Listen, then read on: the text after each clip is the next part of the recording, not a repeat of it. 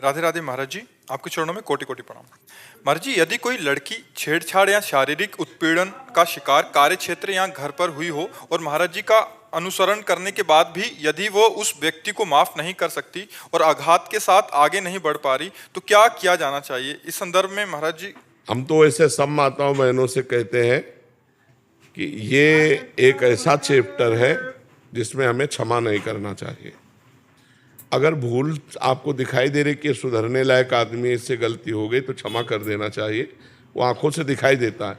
अगर ये पता चले कि चाहे वो पिता हो, चाहे वो रिश्तेदार हो, चाहे वो टीचर हो, चाहे वो कोई भी हो, चाहे हम कहीं नौकरी करते हो, वो व्यक्ति हो, यदि ऐसा हमें बार बार प्रताड़ित किया जाता है तो हमें रिपोर्ट कर देनी चाहिए और हमें सरकारी सहयोग लेकर उसे दंडित करना चाहिए, क्षमा नहीं करना चाहिए। एक जगह तक क्षमा ठीक है, अगर लड़कियां क्षमा करने की बात सोचे तो आते दिन पीछे चार लोग पड़े रहेंगे। आदमी का हुलिया, आदमी का रंग, जो छेड़ रहा है 1 मिनट में, अगर वो साइकिल में है तो उसकी साइकिल, मोटरसाइकिल है तो उसका नंबर बहुत प्रवीण होना चाहिए। 1 सेकेंड में पूरे दिमाग में नोट करना चाहिए कौन सा आदमी, कैसे रूप रंग का आदमी, कितनी अवस्था है उसकी, कौन सी गाड़ी में था, क्या गाड़ी नंबर है, वो जानकारी पूरी कर लेनी। आसपास कोई सीसीटीवी है, पूरी जानकारी कर लेनी चाहिए तुरंत, जो आदमी छेड़ रहा है, और फिर रिपोर्ट करो। अपने आप डंडा चलेगा अपने आप उनको, और ऐसे चाहिए।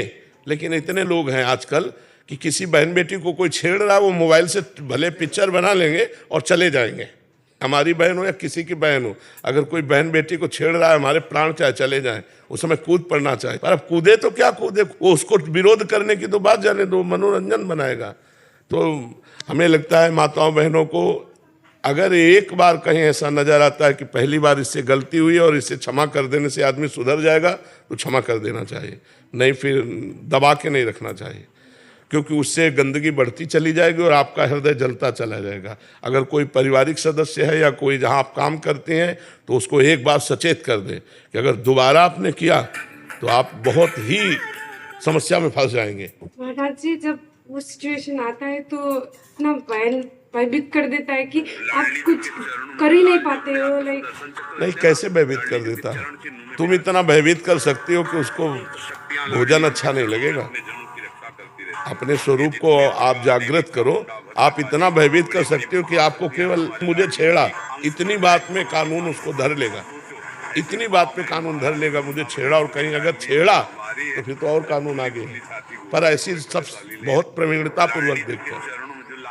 जहाँ बलशाली लोग हों, जहाँ अपने को लगना मैं फंस गई, वहाँ विनय के द्वारा बचाना चाहिए।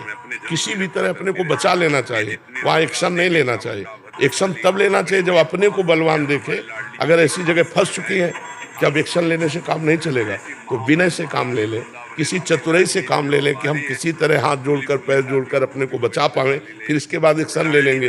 क्योंकि 4 हैं, अगर हम एक्शन की बात कहते हैं तो शायद है कि उनकी बुद्धि में ऐसा कुछ आ जाए कि हम एक्शन लायक ही न रहें। हो सकता है कभी ऐसी परिस्थिति किसी के साथ ना घटे, पर कभी अगर ऐसी घटना हो तो हाथ जोड़कर, पैर जोड़कर मैं कभी किसी से कुछ नहीं कहूँगा, मैं कभी नहीं कहूँगा। ऐसा विश्वास दिलाकर यदि अपने प्राण बचाए जा सके तो बाद में तो दंड दिया जा सकता है, लेकिन उस समय जहाँ अपनी समस्या फंस रही हो तो किसी भी तरह अपने को बचाने की चेष्टा करनी चाहिए, भगवान से प्रार्थना करनी चाहिए। क्योंकि बहुत नीच प्रवृत्ति के लोग हैं, तो बहुत ऐसी घटनाएं तो विचलित कर देती हैं। पर जहाँ तक हो सके अपने को बचावे। रात्रि में अकेला न चले, कोई न कोई भाई परिवार का कोई सदस्य हो तो ज़्यादा अच्छा रहता है। अकेला चलने पर घटनाएं होने की ज़्यादा संभावना होती, क्योंकि रात्रि में जैसे लोग ऐसे बुद्धि वाले हों और वो देखें तो उनका भाव बिगड़ सकता है। अगर कोई साथ में है तो ठीक रहता है। बहुत सावधानी, जहाँ तक हो सके पहले ही एक्शन में अपने आप को बचाने की चेष्टा करनी चाहिए।